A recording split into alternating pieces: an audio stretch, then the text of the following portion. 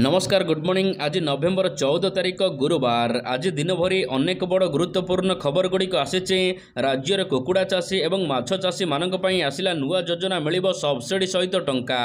अनेपटे सुभद्रा योजना को नहीं बड़ खबर शीघ्र जानतु। यह सहित धान संग्रह केबेठारु हेबो ए नहीं आसिला सूचना। तेबे आसंतु आज सकाळ आसीथिबा 25टी बड़ खबर उपरे नजर पकाइबा। प्रथम खबर, राज्य कैबिनेट बैठक में 8टी प्रस्ताव उपरे बाजिला मोहर। गतकाली मुख्यमंत्री मोहन चरण माझी अध्यक्षतार बसिथिबा राज्य कैबिनेट बैठक में 8टी प्रस्ताव उपरे मोहर बाजिछि। तेबे 5टी मत्स्य और प्राणी संपद विभागर प्रस्ताव उपरे मोहर बाजिछि। प्राणी संपद विभाग पई खर्च कराजिबो 5 वर्ष मध्यरे 1031 कोटी टंका। यह द्वारा 3 लाख रु अधिक चाषी माने उपकृत हेबे। अन्यपटे परीक्षा रे संस्कार पई मध्य नुआ नियम आसीछि। सरकारी चाकरी परीक्षा रे अनियमितता कले दोषी को 5 वर्ष जेल 10 लाख टंका जुर्माना देबाको पड़िबो। परवर्ती खबर, गोमाता योजना को राज्य कैबिनेट रे मंजूरी। आसिबो प्राणी संपद समृद्धि योजना 5 वर्ष रे खर्च कराजिबो 1031 कोटी टंका। तेबे 3 लाख रु अधिक चाषी माने एथिरे उपकृत हेबे। 5 लाख अंडा प्रतिदिन उत्पादन कराजिबो। राज्य रे 55.58 मेट्रिक टन कुकुड़ा मांस उत्पादन कराजिबाकू लक्ष्य मध्य रखा जाइछि। तेबे मत्स्य चाष क्षेत्र रे समृद्ध हेबे ओडिशार चाषी। एथिपाई 3 वर्ष रे 449 कोटी टंका खर्च कराजिबो। अन्यपटे गोमाता नारे आसिबो योजना सुदृढ़ हेबे चाषी। 3 वर्ष पई 342 कोटी टंका खर्च कराजिबो। वार्षिक 2.5 कोटी वैक्सीन, यह सहित 1.30 कोटी प्राणी चिकित्सा कराजिबो। यह सहित जल संपद भित्तिभूमि उन्नयन कार्यक्रम रे 9652 कोटी टंका व्यय बराद करा जाइछि। परवर्ती खबर, नियुक्ति परीक्षा रे त्रुटि हेल जेल दंड। गतकाली बसिथिबा कैबिनेट बैठक में ओडिशा सार्वजनीन परीक्षा विधेयक 2024 को कैबिनेट रे अनुमोदन मिली।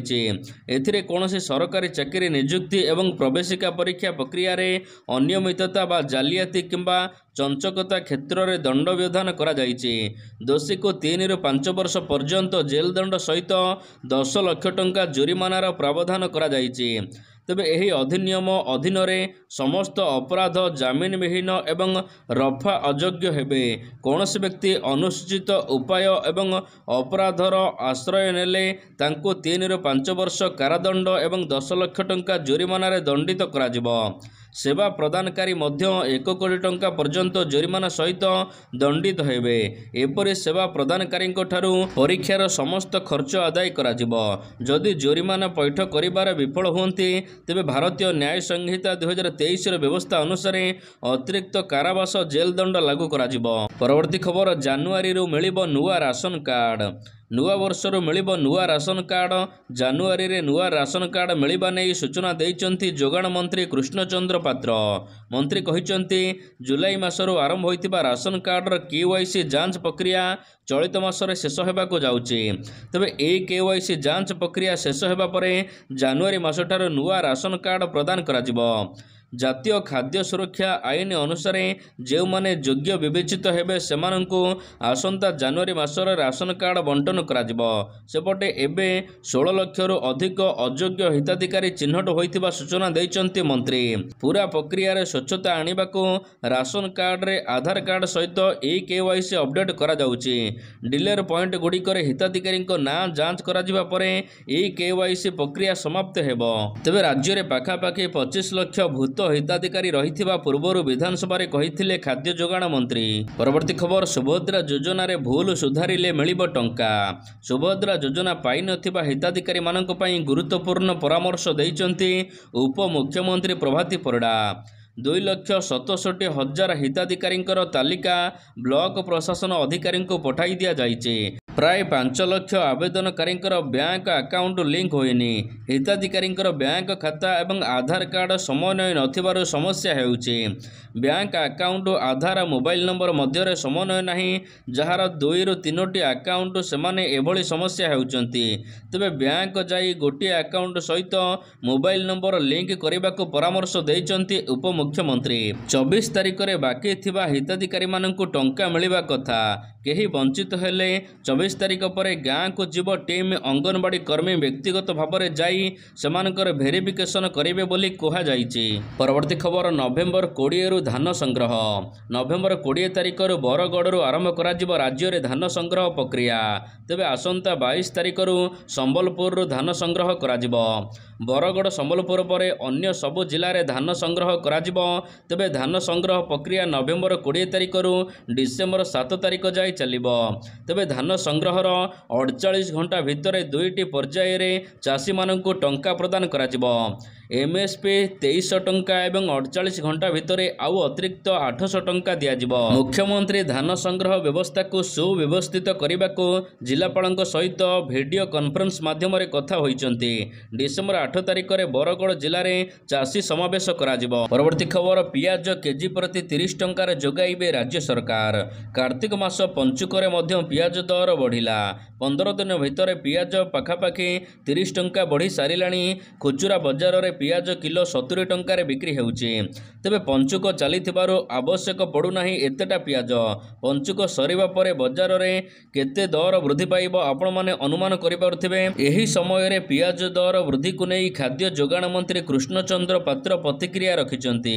मंत्री कहिचंती नासिक रे मध्य पियाज दर अधिक रहिची। केजी प्रति 45 टंकार सेठी बिक्री होउची। सेठू आसिले ओडिसा रे बिक्री हेबो। एथिपाई दर अधिक एवं उच्चा रहिची।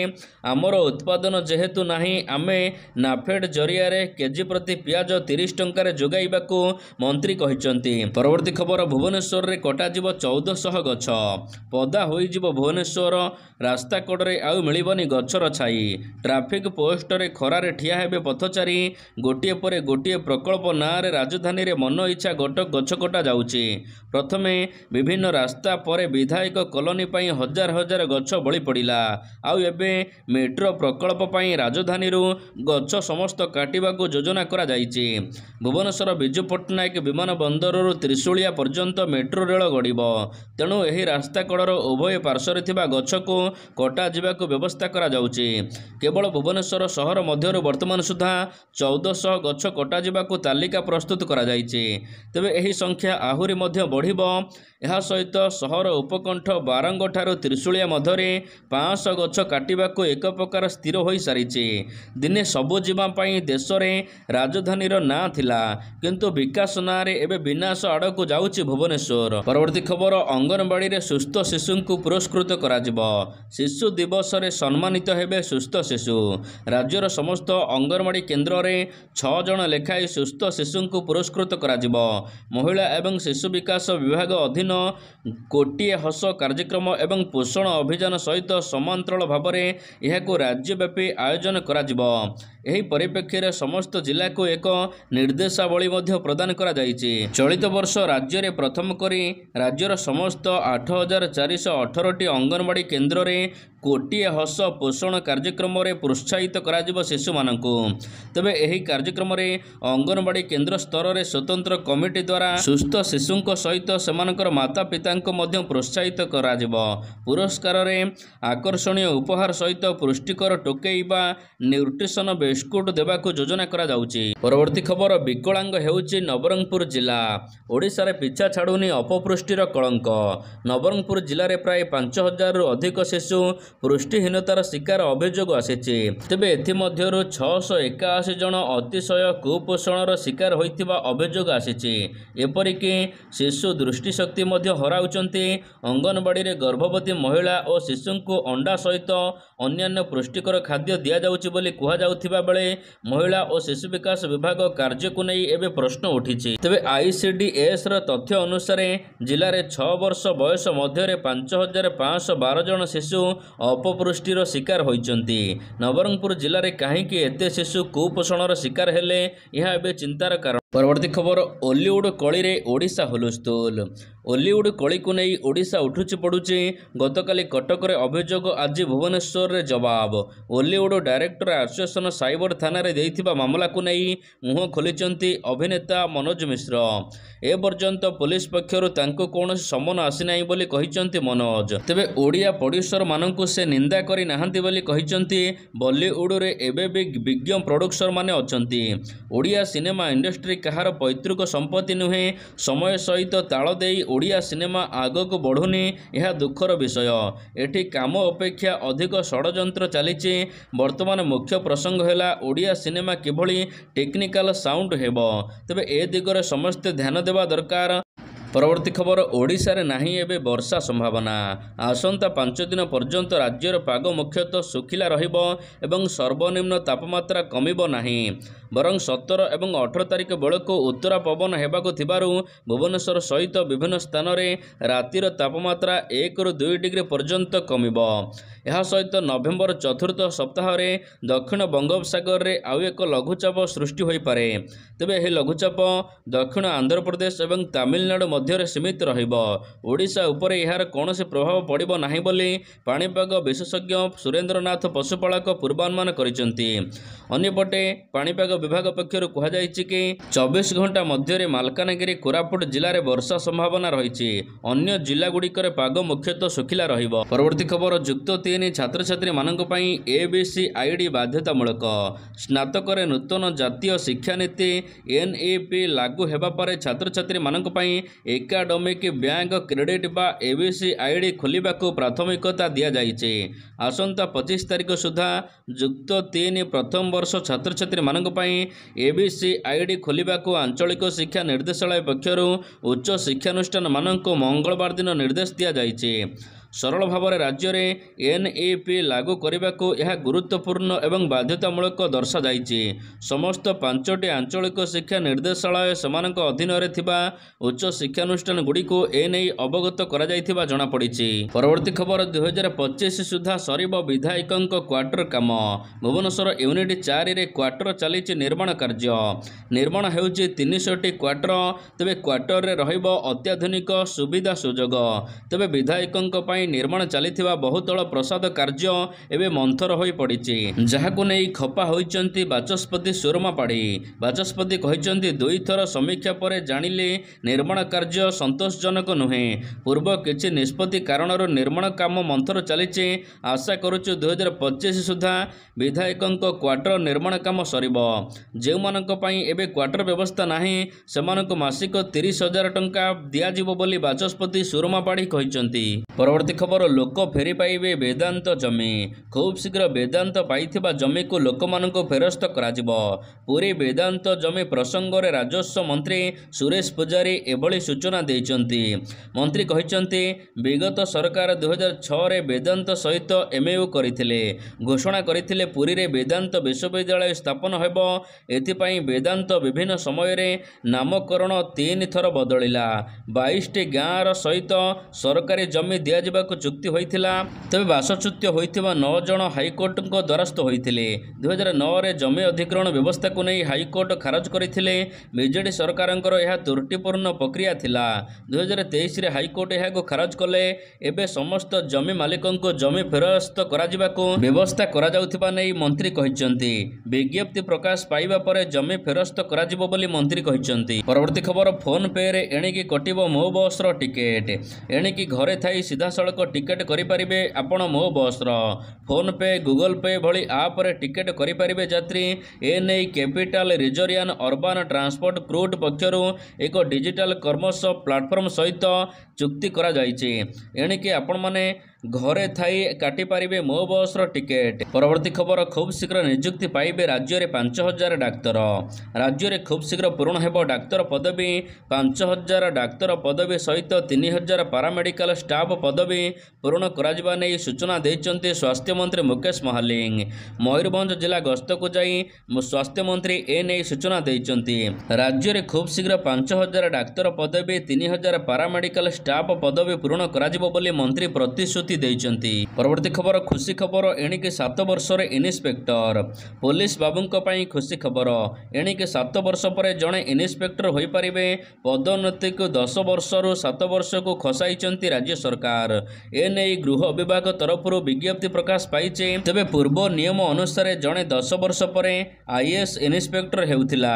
ତେବେ 7 ବର୍ଷ ପରେ ଏବେ ଇନ୍ସପେକ୍ଟର ହୋଇପାରିବେ ବୋଲି ବିଜ୍ଞପ୍ତି ପ୍ରକାଶ ପାଇଛି। ଚଳିତ ବର୍ଷଠାରୁ ଏହି ନୂଆ ନିୟମ କାର୍ଯ୍ୟକାରୀ ହୋଇ ହୋଇଛି 2024 ଜାନୁଆରୀ 1 ତାରିଖ ସୁଦ୍ଧା 7 ବର୍ଷ ପୂରଣ ହୋଇଥିଲେ ଆପଣଙ୍କୁ ପଦୋନ୍ନତି ମିଳିବ। ପରବର୍ତ୍ତୀ ଖବର CBSE ଦଶମ ଦ୍ୱାଦଶ ପରୀକ୍ଷାରେ ବଡ଼ ପରିବର୍ତ୍ତନ। Central board of secondary education CBSE board ପରୀକ୍ଷା 2025 ହେବାକୁ ଯାଉଛି ବଡ଼ ପରିବର୍ତ୍ତନ। ଆନ୍ସର ସିଟ୍କୁ ଡିଜିଟାଲ ଚେକିଂ କରିବାକୁ ଯୋଜନା ହେଉଛି। ଏହା ସହିତ ପାଠ୍ୟକ୍ରମରେ 15% କମ୍ କରିବ ବୋର୍ଡ। CBSE ଦଶମ ଏବଂ ଦ୍ୱାଦଶ ପରୀକ୍ଷାରେ ପରିବର୍ତ୍ତନ କରୁଛି।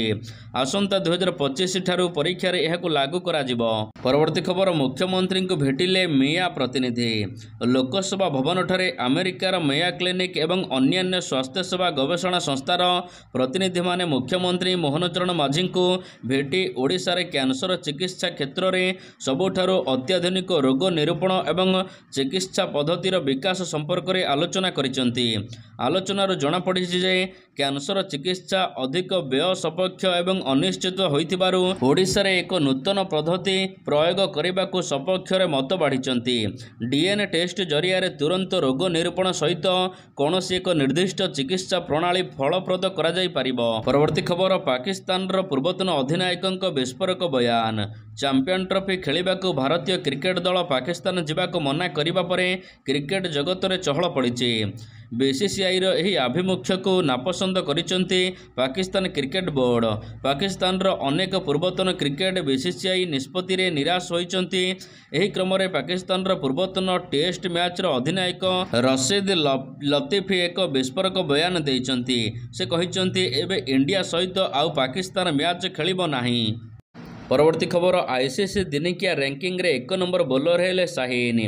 ଅଷ୍ଟ୍ରେଲିଆ ବିପକ୍ଷ 3 ମ୍ୟାଚ୍ ବିଶିଷ୍ଟ ଏକଦିବସୀୟ ସିରିଜରେ ଧୁଆଁଧାର ବୋଲିଂ କରିଥିବା ପାକିସ୍ତାନର ବାମହାତୀ ଦ୍ରୁତ ବୋଲର ଦିନିକିଆ କ୍ରିକେଟରେ ବିଶ୍ୱରେ 1 ନମ୍ବର ବୋଲର ହୋଇଛନ୍ତି। ସର୍ବଶେଷ ICC ର୍ୟାଙ୍କିଙ୍ଗରେ ସାହିନ୍ ଦିନିକିଆରେ ଶୀର୍ଷରେ ପହଞ୍ଚିଛନ୍ତି। ନିକଟରେ ଅଷ୍ଟ୍ରେଲିଆ ବିପକ୍ଷ 3 ମ୍ୟାଚ୍ ବିଶିଷ୍ଟ ସିରିଜରେ ସାହିନ୍ ଆଫ୍ରିଦି ଚମତ୍କାର ବୋଲିଂ କରିଥିଲେ। ଏହି ସିରିଜରେ ପାକିସ୍ତାନ 2-1ରେ ସିରିଜ ଜିତିଛି। 22 ବର୍ଷ ପରେ ପାକିସ୍ତାନ ଅଷ୍ଟ୍ରେଲିଆ ଦଳକୁ ହରାଇଥିବାରୁ ଦିନିକିଆ ସିରିଜ ଜିତିବାରେ ସଫଳ ହୋଇଛି। 10 ୱିକେଟ୍ ନେଇଥିବା ସାହିନ୍ ଏବେ 1 ନମ୍ବର ବୋଲରରେ ଅଛନ୍ତି। ଭାରତୀୟ ଦ୍ରୁତ ବୋଲର ବୁମ୍ରା ଷଷ୍ଠ ସ୍ଥାନରେ ଥିବାବେଳେ ମହମ୍ମଦ ସିରାଜ ସପ୍ତମରେ ଅଛନ୍ତି।